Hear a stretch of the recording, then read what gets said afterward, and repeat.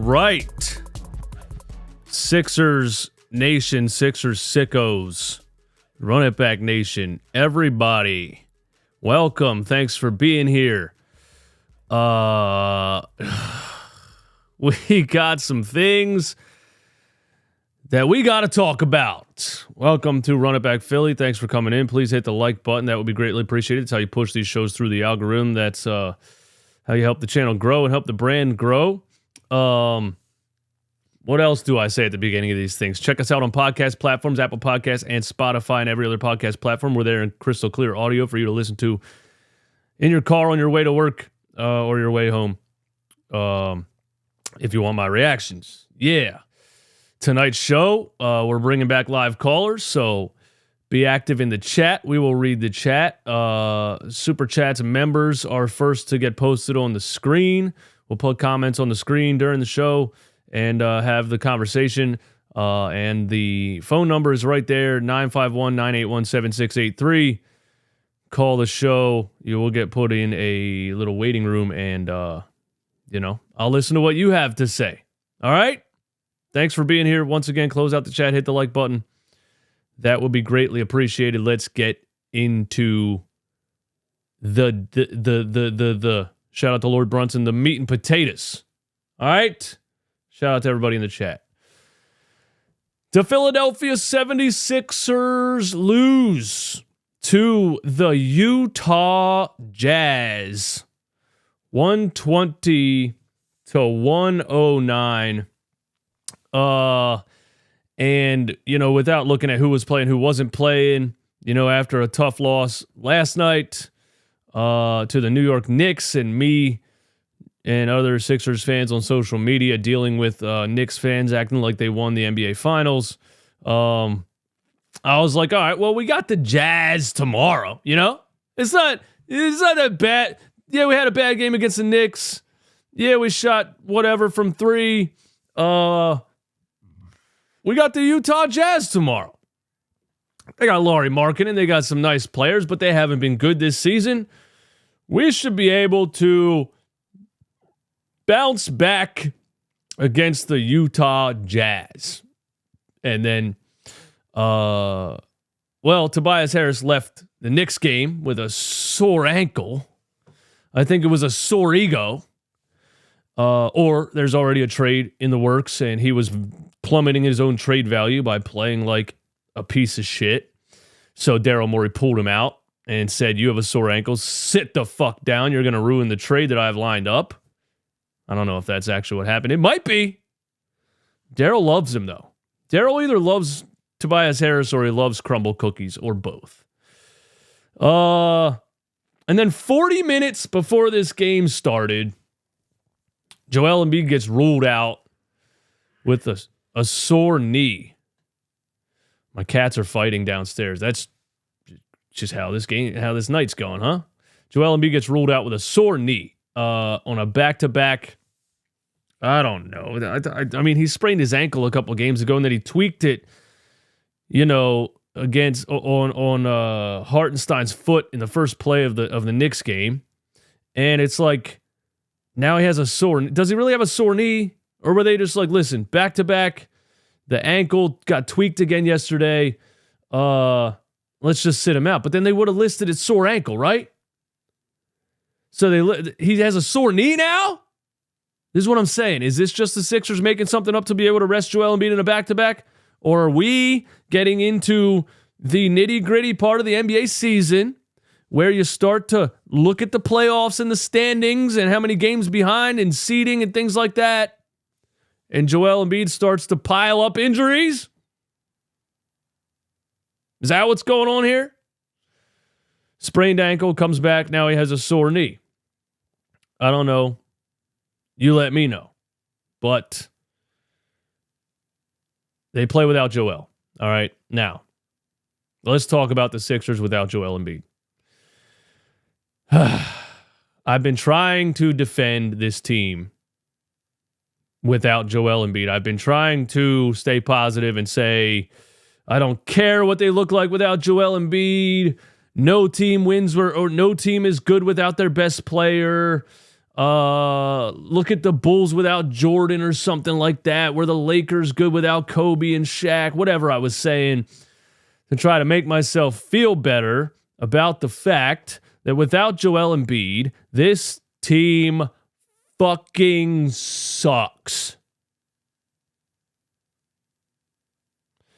And again, you're not winning anything without Joel Embiid anyway, but I understand everybody else's take, and it's that you want to be able to kind of semi-survive without Joel Embiid. You should be able to beat the 17-20 Utah Jazz without Joel Embiid, right? Right? Mo Bamba, Paul Reed, these are our backup centers. How are we in year 8 of Joel Embiid's career, and the Sixers' biggest issue is still the backup center position? And it's not just kind of bad. It's not just kind of bad. It is so bad, bro. Nobody on this roster, not named Joel Embiid, can guard the paint, even remotely. They can't guard the paint. Paul Reed can't guard the paint. Mo Bamba, you already know, can't guard the paint. This team, with Joel off the floor, it gives up a layup line. It is ridiculous. They cannot guard the paint, and they can't rebound. And so, with Joel Embiid, you can compete with any team in the league when everybody's playing well, when you're not shooting 5 for 38. Without Joel Embiid, you absolutely suck. You absolutely suck without Joel Embiid. And it starts with guarding the paint. Perimeter defense, transition defense. I mean, this looked like a Doc Rivers team tonight, man. This really looked like a Doc Rivers team tonight. It was pathetic. John Collins beat the Sixers down the floor 1 million times. How many times after like a made basket or just a regular missed basket or a free throw did the Utah Jazz just throw the ball down to the other end of the floor and John Collins was down there behind everybody? How is that even possible? And yeah, you're on a back-to-back. I don't care. You're professional NBA players. I give them a pass when they're on a traveling back-to-back. I give them a pass when they flew between time zones, got off a plane, and tried to play a game. I think that's ridiculous that the NBA does that. Yeah, you're on a back-to-back at home, dude. You got on the bus. No, you went to the parking lot and got in your fucking Ferrari, drove to your $5 million condo, went to sleep in your comfortable bed, got up and went back to the arena. I don't care if you're on a back-to-back. You didn't do anything. This looked like a traveling back-to-back game. That's what it looked like. To have that level of just lack of energy, to not be able to stop John Collins from beating you down the floor on very normal plays. It's ridiculous. And they can't guard the paint. Tyrese Maxey. Oh boy. Oh boy. Oh boy, oh boy, oh boy, oh boy, oh boy, oh boy, oh boy. Tyrese Maxey without Joel Embiid. You know, he dropped 25 in the game. But, you know, like the beginning of the season or some games last year, when we play without Joel, we're hoping for that Tyrese Maxey that takes over. We're hoping for that Tyrese Maxey that drops 45. You know, we're hoping for that blow-up Tyrese Maxey game, playing without Joel, you know, put the team on your back. I know he's only 23, but he's shown plenty of times already that he can do it. And Didn't happen tonight. Started out nice, 7 points in the first quarter. A says typical Tyrese Maxey game without Embiid. A, thanks for being a member of the channel. I mean, Tyrese Maxey has definitely had games without Joel Embiid where he had good games and led the team to victory. This one was very bad. And it starts with his three-point shooting. You know, the one thing about Tyrese Maxey is that he relies on three-point shootings, I think, a little too much. There's some people in the call room. I'm going to get to some live callers here in a second, so please hang on there. Wait in there for me. The thing about Tyrese Maxey, I just think he relies too much on his three-pointer falling, you know? And when it's not falling, bro, what else do you have, man? You got to be able to do other things. He feeds off of it so much. When his three is falling, you can see his confidence just go through the roof.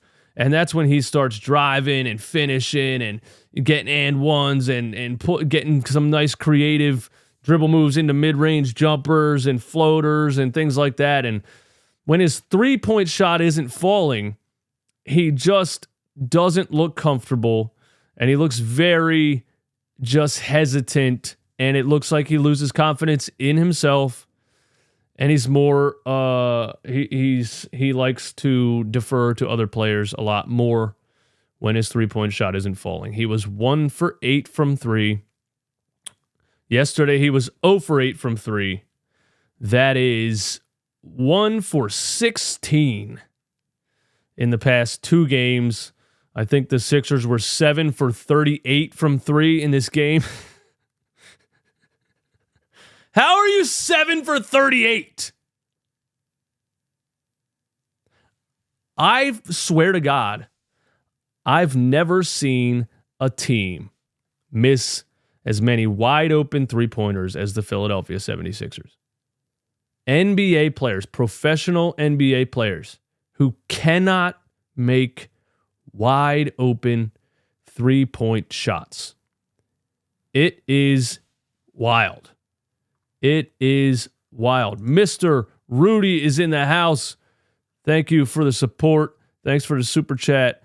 Let me move my comment thing up here. Where'd it go? I don't want to cover in that. There we go. Maxey's definitely not untouchable. He's kind of a front-running player. I'm okay with putting him in the package for Laurie.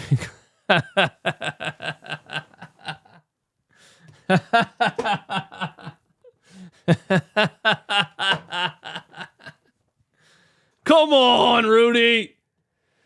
Come on, man. Tyrese Maxey is easily the best number 2 Joel Embiid has had his entire career. I don't know about right now, but up until the past couple of games, Tyrese Maxey and Joel Embiid are the leading scoring two-man duo in the NBA. They have the highest plus-minus duo in the NBA. Stop. Come on, bro. Come on. Because Tyrese Maxey at 23 years old is not a solidified number 1 superstar and doesn't lead a team by himself without his number 1, does not mean you should trade him for Lauri Markkanen and Jordan Clarkson. No. I think that's an overreaction, Mr. Rudy. I think that's an overreaction. I will say that me in the beginning of the season, I was very, very, very high on Tyrese Maxey as a leading scorer. Okay? I will admit Tyrese Maxey has come back down to earth and has returned to being a very, very, very, very good Joel Embiid sidekick. All right? Let's not act like because Maxey has been struggling from 3 and didn't drop 50 without Joel that he's absolutely garbage and we should trade him. Let's not act like that. Come on, man. Bo, I saw you waiting in there, bro. Come back in. We got James Lee on the line. Let me see. Let's see if this works here. It should work. All right, James Lee on the line. What's going on? Yo, hello? James, we got you. Yeah. Am I on the show? You're on the show, brother. What's going on? Oh, okay. What up? Holla at me, I'm man. Let calling me in know. because I'm a Jazz fan. I watched the game. Oh, word. Okay. You Shout out. guys are, yeah. So I just got some opinions on your team. Like, my one thing about your team, like, you guys got Morris taking 12 shots. You got Bamba taking 9 shots. It's like I kind of feel like you guys just lack depth. It's like we're doing boxing one on Maxey because it's like you look around and it's like you need Oubre to play so well. Otherwise, it's like you just don't have enough threats out there, man. That's my problem with your guys' team, honestly. Well, I mean, this isn't. I mean, I Embiid. agree with you, but you're playing without Joel. You're playing without Tobias, who I am not a big fan of, but That's true. and you're playing without Robert Covington, D'Anthony Melton. So they're depleted right now a little That's bit. true. That's true. Ideally, yeah, That's true. ideally you don't want Marcus Morris taking 12 shots and Mo Bamba taking 9 shots. But I still feel like they should have. Yeah. I still feel like they definitely should have competed more with the Jazz than they did tonight. And I think I mean, Maxey. here's the thing. Go ahead. I think this softens the blow a little bit. If you look at the Jazz, like we're like 11-4 in our last 15. Like we're actually playing decent ball lately. So it's not, and we're fully healthy. We got all these guys. So I don't even think it's the end of the world for you guys. It's like No, of if course not. Embiid's out there, half those layups don't go, like he's there. You know what I mean? It's a completely different game. I like honestly, you guys beat us with Embiid. I think. I don't think. That's really a Absolutely, question. I agree. How do you But like, feel? How do you feel about the Jazz and Lauri Markkanen? Sixers fans and other NBA fans believe for some reason that the Jazz are going to trade Lauri Markkanen. What is your take on that? okay, here's the thing. We had Danny Ainge. The greatest thing about being a Jazz fan right now, we had Danny Ainge as the GM. So like anyone trying to come from him, you're gonna be paying like 75 draft picks, all your young players, say bye to Spring or say bye. You know what I mean? Maybe you can keep Maxey, but I mean you're trading every pick you got. You know what I mean? Sixers Like only for the have two Sixers, tradable first round picks. They only have two tradable first round yeah, picks. so it's never gonna happen for you guys. It's got to be like one of these teams that's got like 5, 7 picks and just like the GM makes a dumb like it'd be like the Pistons or something. They make a really dumb move for marketing. It's like I agree. it's just not gonna happen. I agree. So Yeah, and it's I agree. go ahead. I agree. And if I'm a Jazz fan, I don't want to trade Lauri Markkanen anyway. Yeah, he's sick. I mean, he's such a good like off-ball player. Like we like Keontae George, but it's a lot better when you have. It's like Maxey. He has Embiid to sit there and develop with. He gets so much better. So like we want Keontae George to be something. Keep Larry Markin. You know what I mean? So that's just how I see it. Well, hey man, thanks for the call, brother. I'm gonna get to some other callers. I appreciate it. Jazz fan calling the show. The Jazz beat the Sixers 120-109, and yeah, let's move on, man. My guy Bo is in the waiting room. What's going on, bro? What's up? DJ Eastwood, what's good, man? What's up, man? Yeah, How you feel? I think everyone's bugging right now, man. This is a game where we had 3 starters out and a key rotational defender in Covington. And, it's a mean-nothing game. And, we can talk about, Maxey missing from 3. Guess what? 23-year-old guard, off night, 25 points, 9 assists. I don't remember the last time we had a player who on an off night got 25 and 9. It's true. That is good. 9 of 24. Yeah, I get it. But guess what? When he was bricking shots, he didn't quit. He kept the hustle. He kept the heart. He still tried to get up points. At the end of the game, 25 and 9. I know the efficiency wasn't great, but look at his season efficiency. This is a rare occurrence for him. A few streaky games, he's 23. I mean, do you know a 23-year-old outside of LeBron or Curry that never had these kind of games? I remember Dame had these games all the time in year 2, 3, 4. Yeah, no, I'm not saying Maxey should have, done something miraculous. My thing is that it's just that these types of games are piling up now, and it's making me a little bit nervous because 0 for 8 last game, 1 for 8 tonight. His three-pointer has kind of struggled recently, and I just think he relies too much on the three-point shot for his own confidence. When he's shooting bad from 3, it seems to me that it affects his confidence, and he doesn't really attack as much when he's not shooting the three well. You know what I mean? And but again, without Joel, I don't know. The Sixers can't win without Joel anyway. So who really cares? You know? But yeah, I don't know. I would have liked to. In the beginning of the season, I was just very high on like, oh, Maxey can drop 35 or 40 without Joel, and he came back down to earth a little bit. That's all I'm saying. For sure, but I also believe he can have those 30, 40-point games when he's not having a bad night. You know, it was an off night still, but I do see your point. But to that, I do want to bring up something important. I think we're so quick to burn a hole in our pocket with all these assets we just got. I know we have wing depth, we have picks. I kind of don't want to make a big move this season unless we can get Laurie or, you know, Mikal Bridges. But we're in one of those rare positions where we're going to have Joel Embiid, Tyrese Maxey, an open max contract, and a ton of assets. Other than OKC, no other contender has that in the league right now.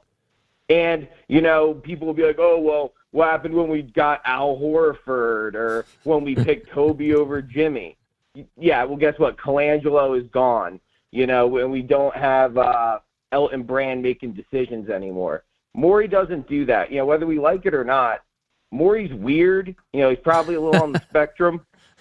But he's a winner, dude. He picked Maxey. He turned his back on his best friend for the betterment of the Sixers because he knew he couldn't give him a max contract. He picked Nick Nurse. I mean, I agree. You know. I agree. Look, he drafted Isaiah Joe and Charles Bassey, too, who, if it wasn't for Doc Rivers, would be on this roster and would be contributing. And that Charles Bassey, to me, was the best backup center outside of Andre Drummond, but the best backup young center that could actually defend the paint and had a little bit of a game, and Doc Rivers just wanted nothing to do with him, and they let him walk with an open roster spot. It was crazy, but Daryl drafted him. He drafted Isaiah Joe, so, you know, you're cleaning up a little bit of Doc Rivers' mess, too, at the same time. Well, yeah, you're exactly right, and I'm going to give you some advice that you actually gave me. I called in a couple of years ago before the James Harden trade, and I was like, we got to do this, we got to do that, and you had said, don't make any moves. We brought in Morey for a reason. Let him cook.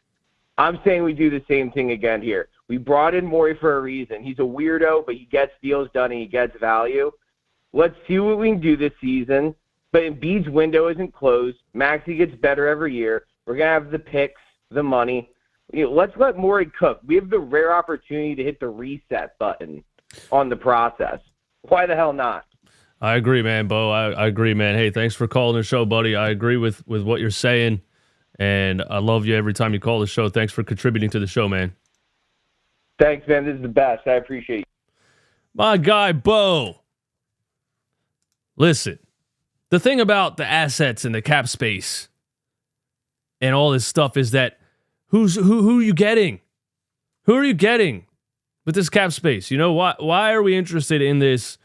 Let's wait till next season where we have maximum cap space. We always think, look, we'll get rid of Tobias and then we'll have Joel, Maxey, and an open max slot. For who? For who? Who's a free agent? Who? Klay Thompson? Who's a free agent this season? This upcoming offseason? You know what I mean? Hey, what's up, bro? It pains me to say this, but Joel is James Harden 2.0, a great player that puts up great stats during the regular season, and that's it. But I can't disagree with you so far in his career. I can't disagree with you because he's been injured every single time we get to the playoffs. The only time he wasn't injured in the playoffs was the 2019-2020 season, I think, with Jimmy Butler and Ben Simmons and Tobias Harris, and they lost to the Raptors in a Game 7 buzzer beater, the only Game 7 buzzer beater in playoff history. The issue with Joel Embiid is not that he can't dominate in the playoffs. It's that he's hurt every single year. That's really it. He's playing through. I'm not making excuses. I'm sick of it too because I'm sick of him being hurt every single playoffs. But that's really what it is. Every single playoffs. It's not like he dominates in the regular season, drops 40, 50 point triple doubles, whatever it is, and then he gets to the playoffs and for some reason he stinks it up. He's playing with an injury every single playoffs. That's what it is. So the goal is to get him to the playoffs healthy. That's the goal. Because I think this year you have a great supporting cast. You have a great system with Nick Nurse. Tyrese Maxey's the best sidekick Joel Embiid's had in his entire career. And if you get to the playoffs with Joel Embiid 100% healthy and ready to go, you can compete with anybody. But we're already seeing things start to pile up. Sprained ankle, misses a couple games, comes back against the Knicks. Well, he came back against the Bulls a couple games before that, but comes back against the Knicks, tweaks the ankle on Hartenstein's foot in the damn first 10 seconds of the game, and he's hobbling up and down the court. Now he's out with a sore knee.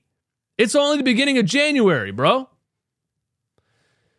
If this happens this year, if it happens this year, if Joel Embiid, Stacey Clark, thanks for becoming a member of the channel. I appreciate that. If Joel Embiid this season is injured to start the playoffs, Sixers fans will be officially over the Joel Embiid experiment. They will be officially over the Joel Embiid experiment if Joel Embiid is injured for this season's playoffs. It absolutely 100% cannot happen, or Sixers fans will be screaming, blow it up. Because we've seen it so many times.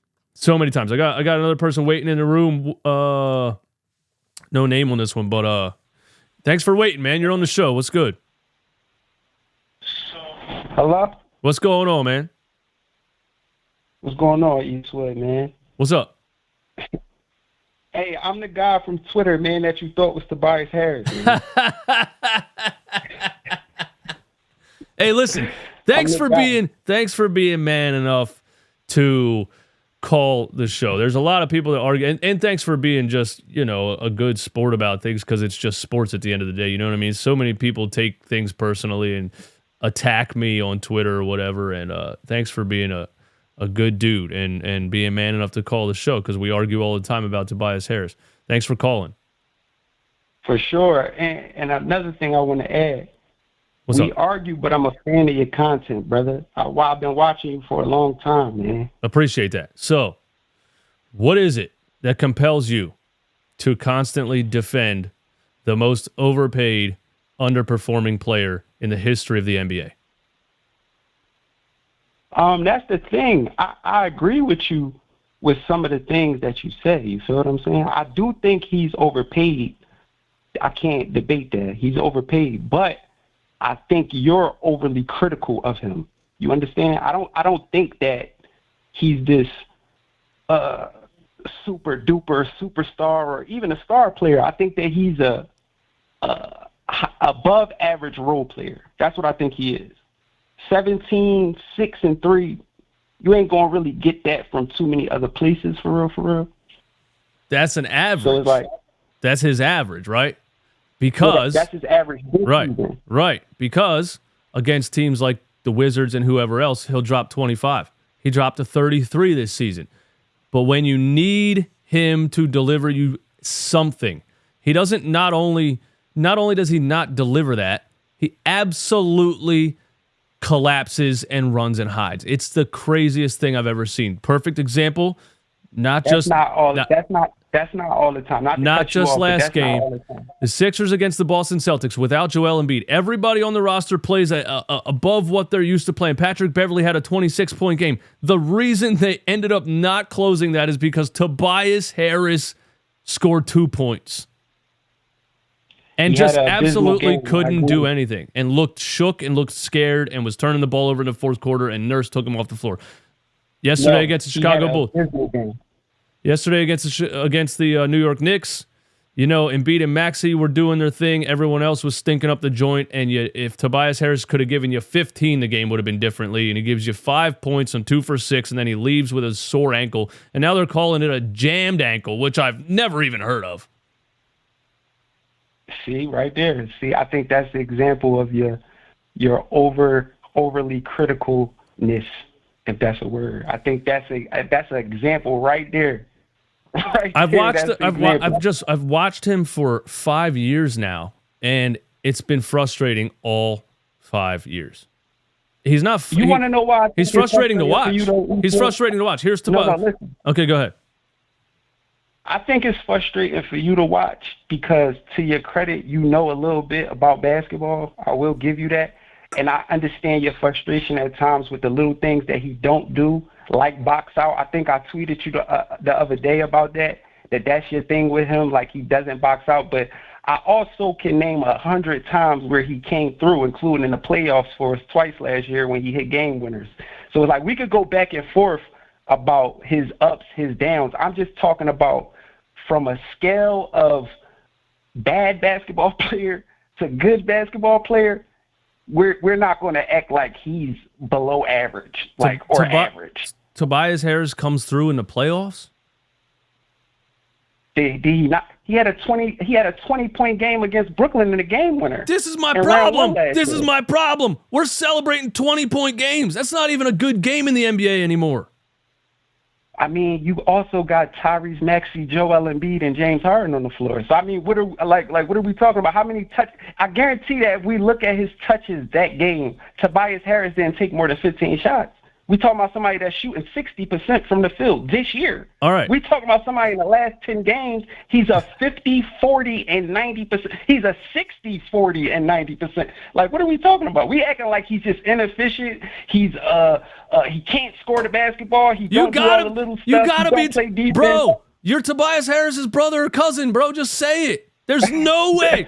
There's no way a random person is doing this. There's no way a random person knows Tobias Harris's stats off the top. Why do you know Tobias Harris's stats? No, I don't even think anybody owns it.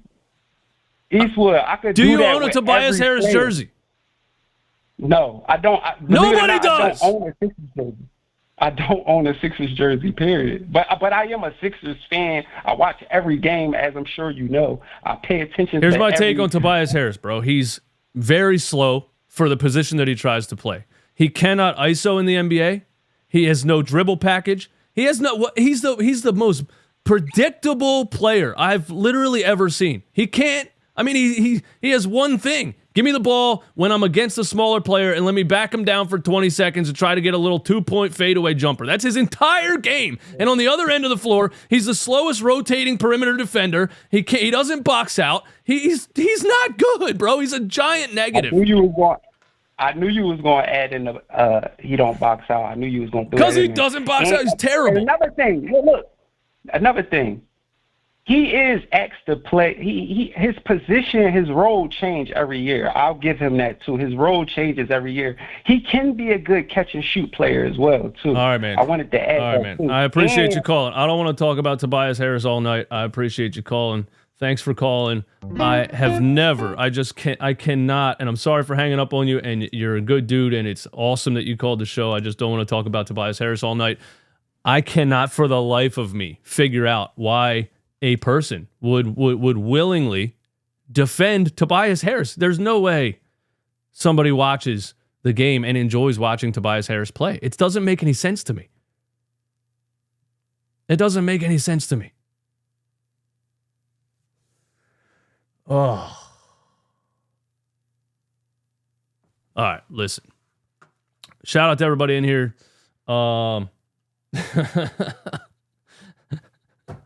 If you're still listening, I do apologize. I didn't mean to hang up on you, but I just can't. I can't sit here and listen to Tobias Harris defense all night. It's crazy. It's crazy. Next caller, what's going on? You're on the show. Yo, what's going on? Hello. Yo, can you turn the volume off in the background, please? Next caller, what's going on? You're on the show. Yo, what's up? Holla at me. All right, man, you're out of here. Thanks for calling the show, but you got to talk when you call the show. Okay, listen. The Sixers lose to the Jazz 120-109. Without Joel, without DeAnthony Melton, and I think DeAnthony Melton could have helped us last game. We struggled finding somebody outside of Joel and Tyrese Maxey to do something, but I still think the Sixers should have been more competitive in this game against the Utah Jazz. I just flat out, I mean, you got to be more competitive against it's the Jazz. Who do they have, bro? They got Lauri Markkanen and Colin Sexton. John Collins looked like a superstar against this team. It wasn't that we were outmanned. It wasn't that the other team had a better roster. We got outworked. John Collins beat you down the floor 57 times. You know what I mean? John Collins. Play some defense. Play some transition defense, man. What the hell?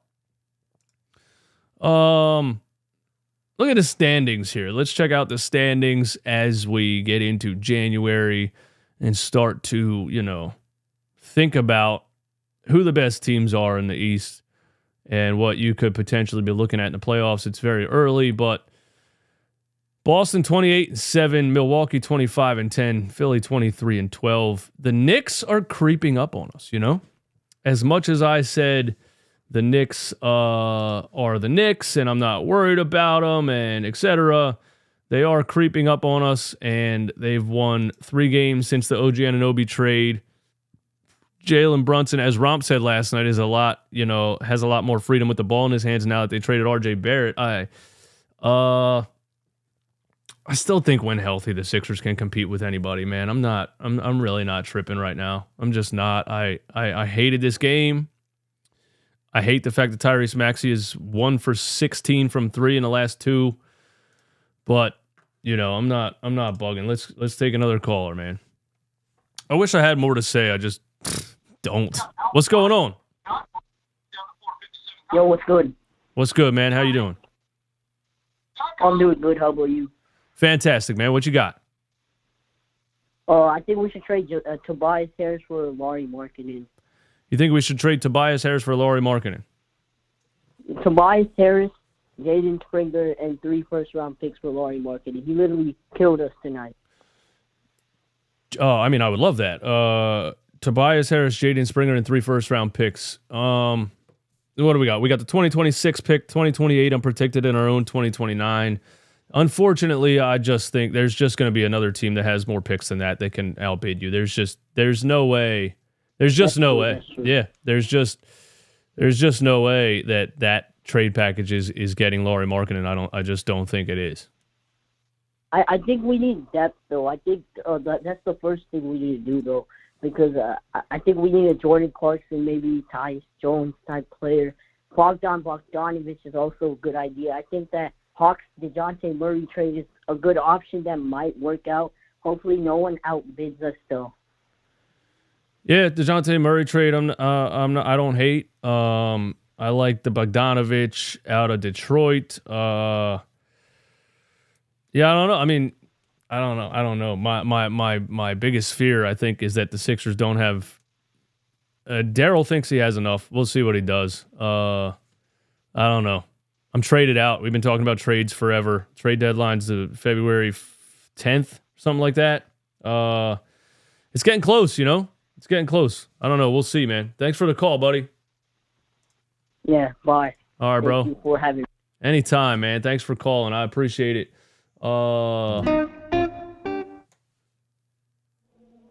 Taylor on the line? Did I get the name right? Yeah, what's up, people? What's going on, man? What's going on?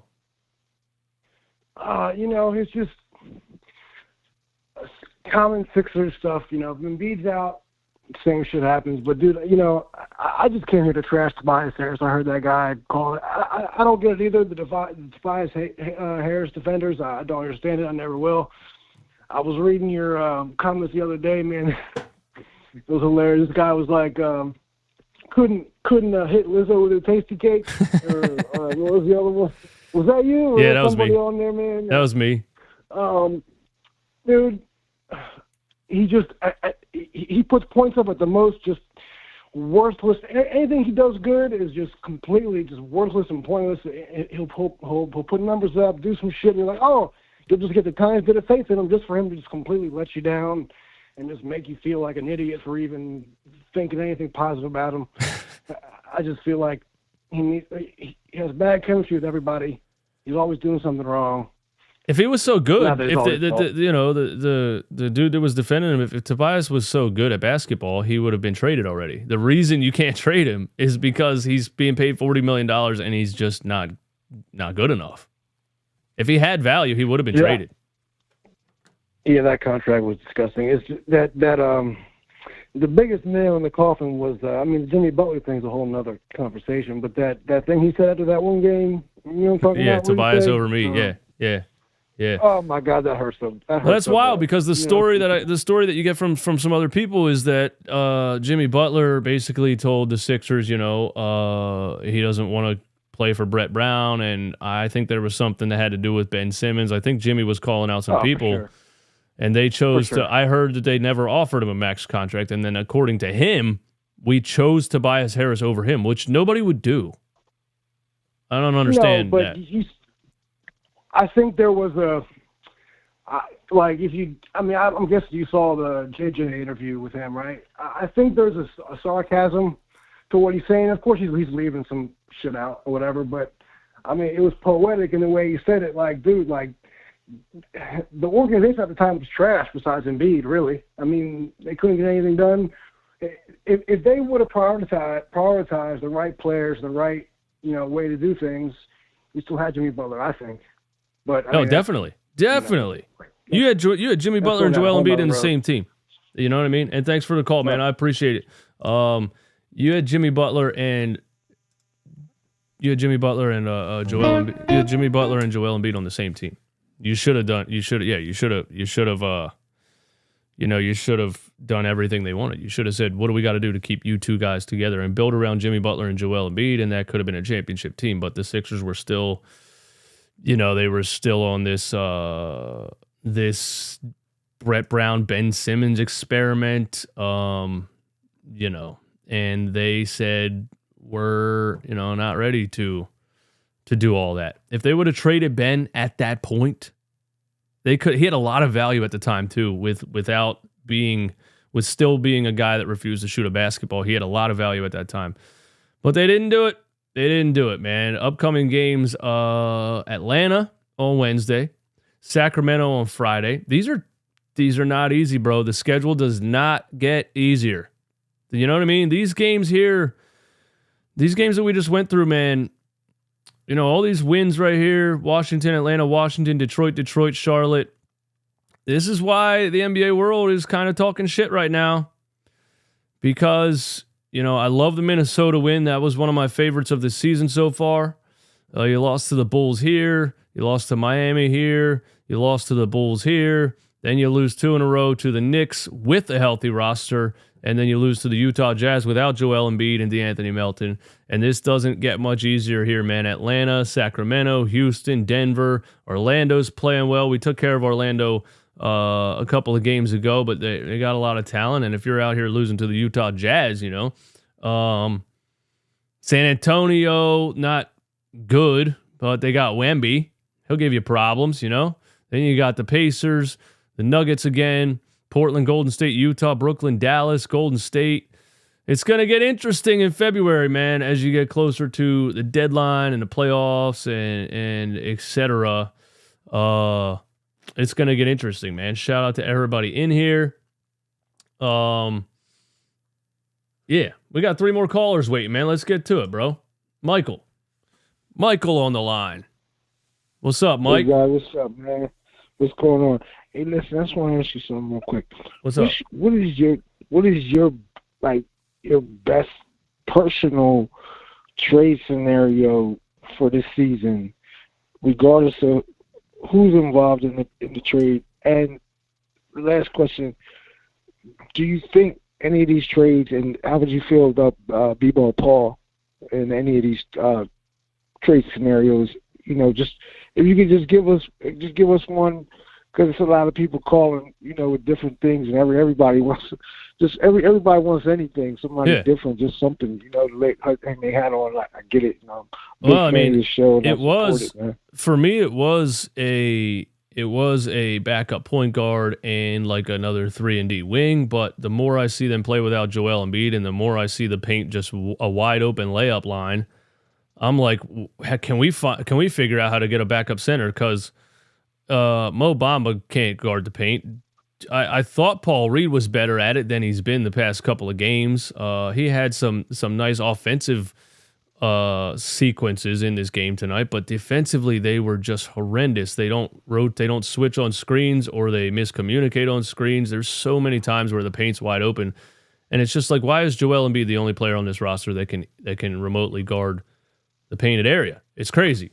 So would you just, not to interrupt you, just real quick, how would you feel about Levine actually coming over, maybe with a Drummond and Caruso? Is there any scenario where you could see us getting all three of them? If that's possible. The thing I just saw a report again that there's no trade value for Zach LaVine at all, and it's because his contract is as big as it is, and it just kind of started. There's 4 years left on his contract, and the last 2 years are like 48 mil, 49 mil. Which at that time, will 50 million be like that much in the NBA? And I like Zach LaVine as a third option, but he has a lot of Tobias Harris tendencies, man. He has a game this season where he scored 2 points in 27 minutes. How does a $50 million player score 2 points in an NBA game? So we would trade for LaVine. We would be locked into a 4-year contract, and we would probably be just as frustrated watching him play, because he would give you 30 one night, and he would give you 5 the next. Will he give you 40 in the playoffs, though? I don't know. Has he been in the playoffs? Yeah, that's what really matters. What will he do in playoffs time? And it's hard to tell what a player would look like next to Joel, because Joel commands so much attention, and it's not like Zach LaVine has ever played with a guy like Joel. So a lot like Kelly Oubre looks good right now. Players can look a lot better with guys like Joel and Maxey on the floor. So I don't know, but that contract is what nobody wants to take on. But if you get Caruso and Drummond out of it, then maybe you pull the trigger. Right, that's what I was thinking, and that's what I wanted to ask you. And would you throw B-Ball Paul in that mix? And thanks for taking my call, man. Great show. Yeah, no problem, man. Thanks for calling. Okay, thank you. Absolutely, I would throw B-Ball Paul is not untouchable. I know we love certain players, we fall in love with their personalities, but B-Ball Paul is not untouchable. Absolutely, I would throw Paul Reed in that trade package. Absolutely, I would. But everyone is staying away from the Zach LaVine contract, and that's for a reason. You know what I mean? They just are. Nobody wants to pay $50 million for a player who performs or has the tendency to underperform, like Zach LaVine has had the tendency to underperform. Nick Nurse, clearly not pleased with the last 2 nights. We're going to get in there, and that is going to be a physical practice on Monday. Oh, I love it! We got to find... Okay. We got to find the Nick Nurse press conference, man. We got to find this. Where is it at? They're just posting this clip. Here's a minute 36. Nick Nurse on the Sixers lost to the Jazz, and major defensive shortcomings without Joel Embiid. This is what I need to see and hear. We're in here. Let's listen to it. I think that I believe, like, even though you're missing whatever 5 guys, that those guys can collectively play together better than that. Yes. Right. Agree. They can execute better. They can defend better than that. They can make those open shots. They can, you know what I'm saying? They were finding there was plenty of shots to step into and make in that game, and just, all of our guys that are, for 5, 1 for 8, 1 for 6, 1 for 8, 2 for 21 from our best 3 shooters. You got to play better than that. 2 for 21 from our best 3 shooters. And again, this is if it was just one game, I wouldn't be concerned. But now we've seen 2 games in a row of this. When you're shorthanded, you got to play better than that. You got to shoot the ball better than that. You got to finish better than that. Obviously, it's tough without Joel. This is an elite rim protector, but with the Jazz getting into the paint as much as they were and finishing at the basket, I guess as you move forward, I guess how do you stop, contain that without Joel, points in the paint, things like that? Yeah, well, we definitely, really good question, because we gave up a ton of layups and a ton of dunks, right? It's part of some of the stuff I've been talking about pre-game. We're going to have to figure out some better schemes, just initially at the point of attack, right? With maybe it changes personnel-wise in what we're doing. How can we change personnel-wise? This is what I was saying when he said maybe we need to change up the scheme. I'm like, the problem is Mo Bamba's too slow, and Paul Reed doesn't know what he's doing. Part of some of the stuff I've been talking about pre-game, we're going to have to figure out some better schemes, just initially at the point of attack, right? With maybe it changes personnel-wise in what we're doing out there, but we certainly gotta. But what are you going to change? Guard to pick and roll better, challenge at the rim better, even though we're, you're undersized or you don't have great rim, whatever it is, right? You got to figure it out. The problem, there's no other option at backup center. That's the problem. I don't know how you change the personnel. Where? You taking somebody out of the G League or what? 2 more callers on the line, and then we're out of here, man. You're on the show. What's going on? Yo, Steve. What's good? How are you? Good, man. How's it going? I'm good. So, look, I'm going to be honest. I wasn't really watching tonight. I was watching it, but, I was kind of disengaged because, it's the Utah Jazz. Nobody's really playing, so, just a write-off, right? Uh-huh. But with last night, right? Yeah. The amount of times Tobias and I know you don't really want to talk about Tobias Harris, right? But it's all good. It's got to be said. It's got to be said. He's just not doing anything. And to the guy that was defending him before, the reason that we're so critical of him is because we're paying him $40 million a year. Am I wrong? Yeah, absolutely. Yeah. Well, that and the fact that, if he wasn't getting paid that money, he wouldn't be getting as many minutes as he's getting. It would be a lot easier for a coach to say, hey, you're stinking it up. You're on the end of the bench. But they won't do that because he's a high-paid player and he's supposed to be this fringe all-star. Yeah, I agree. And, I'm also, on the fence, who do we trade for, Because obviously you want marketing, but teams like OKC exist, they have 2,000 picks. Yeah, exactly. Who do we go for? If a team like OKC would add marketing. And everybody that's saying we have all this cap space next year, who do you want? Klay Thompson for $40 million a year again? No. Well, I don't think Klay Thompson's going to get paid like that anyway because he's, with the injury history and he's looking like a shell of himself at this point. I do think we tear both ACLs, it can take you 2 or 3 years, to really get back to where you're comfortable and feel like yourself. So the ACL injuries are seriously tough, especially when you get into your mid-30s. So, at this point, I don't think Danny Green's going to get paid $40 million a year. Maybe he is, because maybe $40 million isn't that much anymore. I mean, Van Vliet got $40 million a year down in Houston, so who knows? But I wouldn't be interested in paying Klay Thompson that money. No. Yeah. So with who's your guy right now that we would trade for? Man. I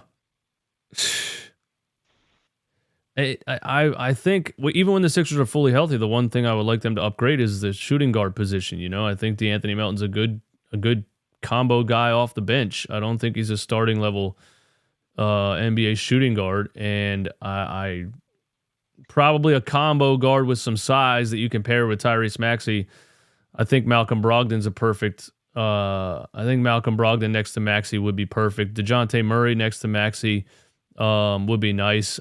Somebody with a little bit more of a floor general mindset type of point guard that you can pair with Maxey, who can play off ball and you can go back and forth with him. Maybe. I guess, but I'm really I don't know, man. I don't know. I'm very interested to see what Daryl Morey comes up with because there's not a whole lot of options out there, you know? Yeah. I'm with you on the DeJounte one. I was on the fence with it at first, but now it's kind of coming around, you know, because he can defend the perimeter players in the East, and, you know, I feel like he'd be good with his size against next to Tyrese.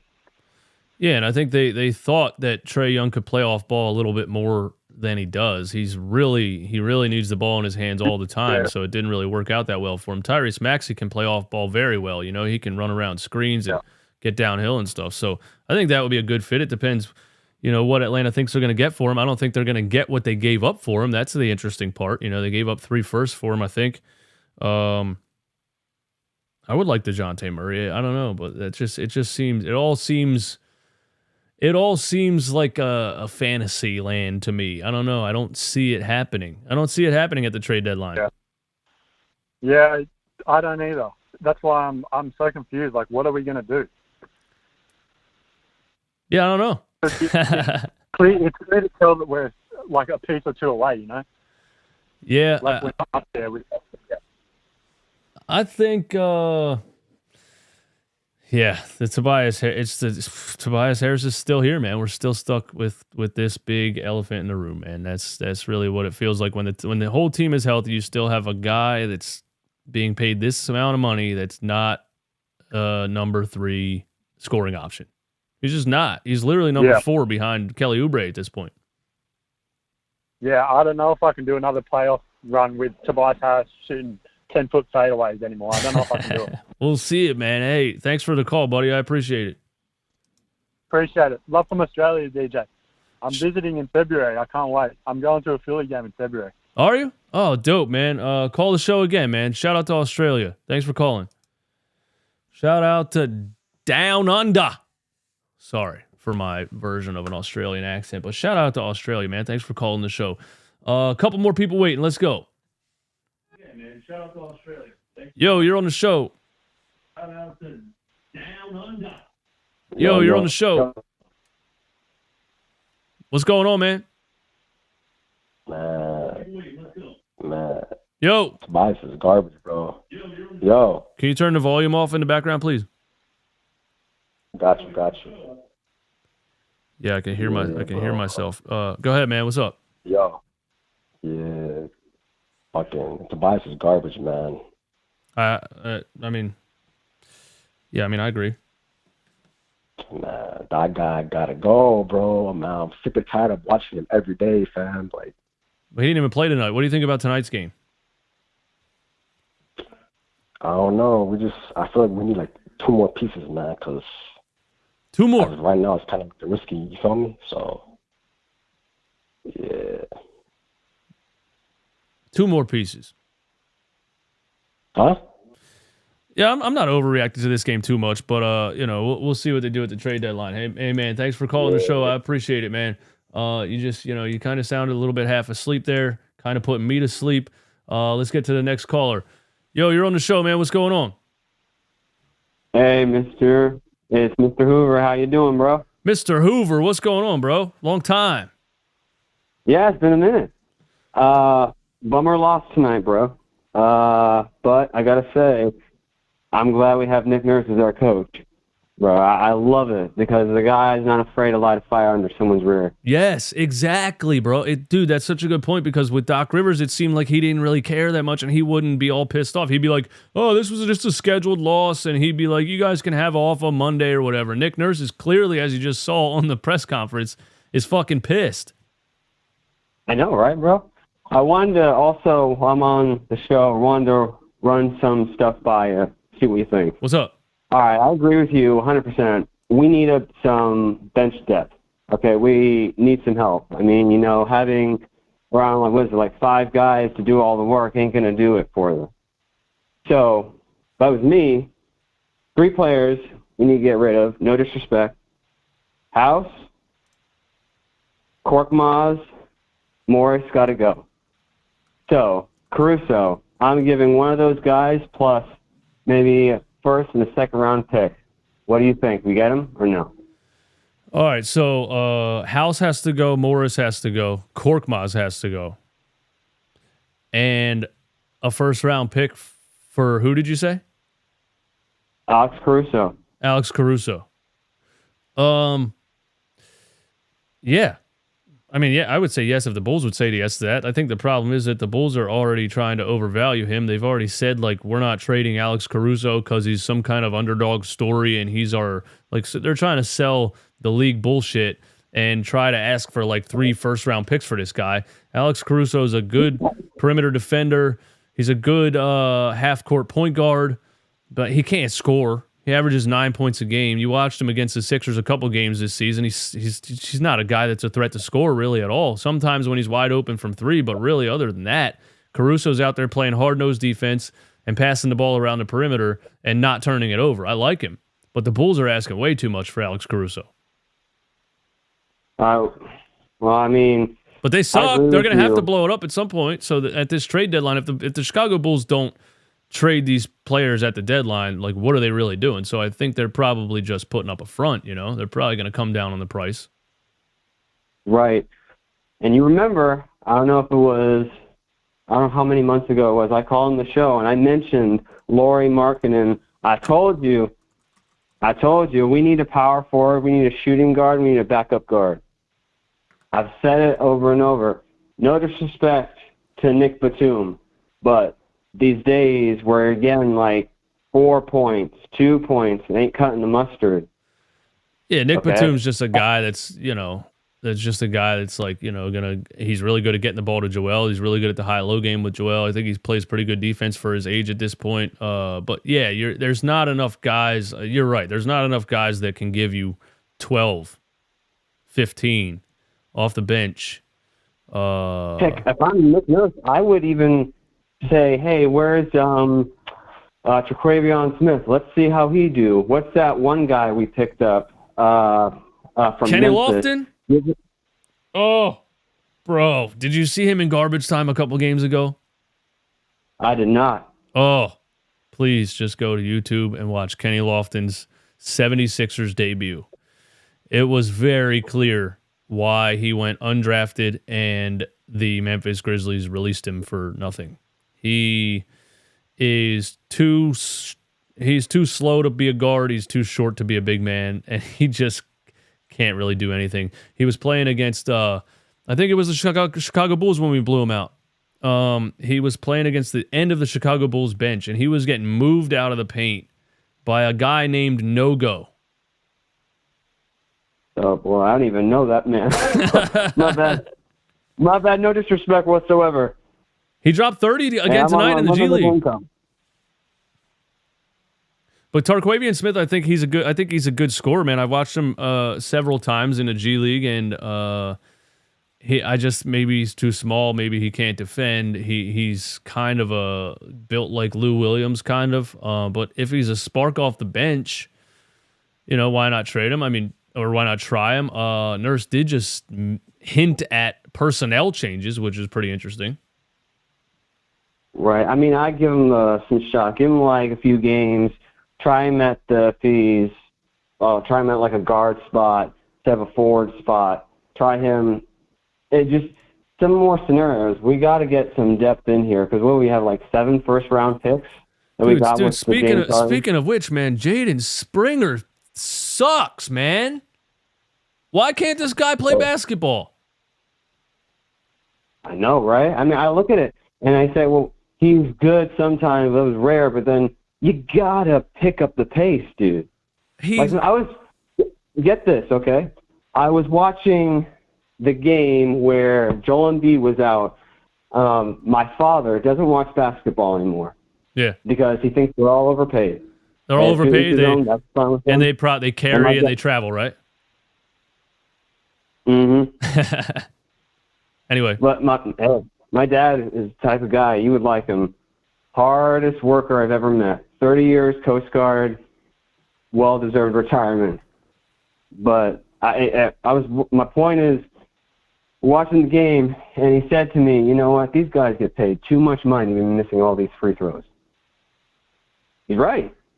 Yeah. He's right. If I was commissioner today, I would say, you know what, where's the time card here? Where's the Mamba effect? Where are these guys, these dogs who want to go out and ball like Kobe? Where is that? Where's that old Jordan era, Allen Iverson era that we know, prime time basketball dogs who wanted to go out there and ball? He said, I don't want to curse on the show, but I don't give a fuck about you.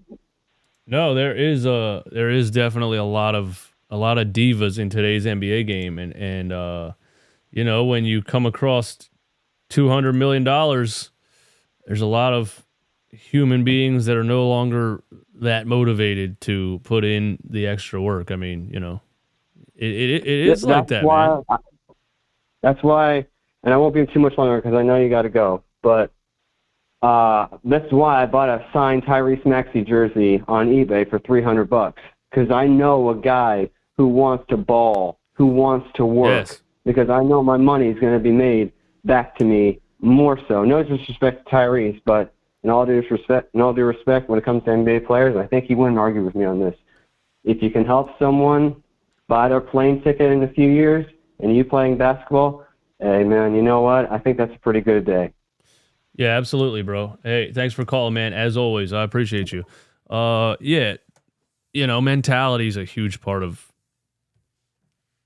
trying to draft players and look at their mentality. You know, if you could predict the future, you would have never drafted Ben Simmons because he, you know, all the signs were there that his mentality was terrible, but he had all the tools. He just had a, you know, 6'10", 240 out of damn high school and could run like an Olympic athlete. You know, you just can't pass up on that. But I agree. Today's game is there's a lot of diva behavior going on because of the amount of money, man. Josh Hughes, man, thanks for calling the show. I appreciate it. Shout out to Australia once again. All right, man. One more caller and then I'm out of here. Huckabee on the line. Yo, you're on the show. Yep. What's going on? Hello. All right, Huckabee's out of here, man. I don't know what happened. It wasn't meant to be, just like the Sixers were not meant to beat the Utah Jazz tonight without Joel Embiid. Getting a bunch of stars doesn't guarantee a win. Mazzulla just does some genius stuff on defense and offense. You guys were talking about the Celtics in the chat. We got M33C in here. The classic run it back Philly troll. Shouldn't even put him on the screen, but I'm bored. If they're healthy, then it's close to guarantee as you can unless Denver makes a move. I don't know what you guys are talking about. Who are you drafting instead of Simmons? I mean, looking back, Brandon Ingram, you know? Looking back, Donovan Mitchell. Looking back, or Donovan Mitchell was in the Fultz draft. I don't know. There's a lot of players looking back that you should have drafted over Simmons. I mean, come on, bro. All right. That's all I got, man. Thanks for tuning in. Thanks for hanging out. Thanks for calling the show. Thanks for complaining along with me. Sixers can't win without Joel Embiid. It is what it is. We're not winning anything without him anyway. And we've been shooting terrible from 3-point range the past couple of games, and our paint defense has been absolutely atrocious the past couple of games. It's interesting that Nick Nurse said, hinted at personnel changes. I don't know what he means by that. I don't know what they're going to do. But they got a couple days off to, you know, rest Joel Embiid's sore knee now. Tobias Harris's ankle jam. Never heard of that in my life. And Nick Nurse is, you know, he's not going to give him an easy practice. Apparently Monday he's going to give him a tough practice, and he's going to yell at him for not rotating, not switching right, not communicating right, and not playing hard on defense. And maybe they'll go back to fundamentals and do box out practice because nobody on this team boxes out. That's all I got, man. You guys have a wonderful Saturday night. I love you all. Thanks for tuning in. Sixers will get back on track. It is what it is. 2 losses in a row. This happens to every NBA team over the course of a season. They'll get healthy. They'll get back. They'll get their full roster back, and they will start to make a run once again, just like they just did. You know, they made the run at the beginning of the season. They dealt with some injuries, the Kelly Oubre thing, etc. They've lost a couple of games. Everybody freaked out. They got healthy again. They won a bunch of games in a row. Sixers are the best team in the league again. They deal with a couple of injuries again. They lose games. Everyone freaks out again. They're going to get healthy, and they're going to get right back to what they were doing last time they were healthy and well-rested. So this upcoming Wednesday is interesting. Who is it on Wednesday? Where's the schedule at? The Atlanta Hawks on Wednesday. We'll see if they're fully healthy and ready to go and ready to take care of business on Wednesday. They need to. They need to beat down the Atlanta Hawks on Wednesday. And then they got Sacramento on ESPN. That's an interesting one, too. Thank you for hanging out with me. You guys are the best. Thanks for calling the show. Please hit the like button, subscribe to the channel, turn your notification bell on.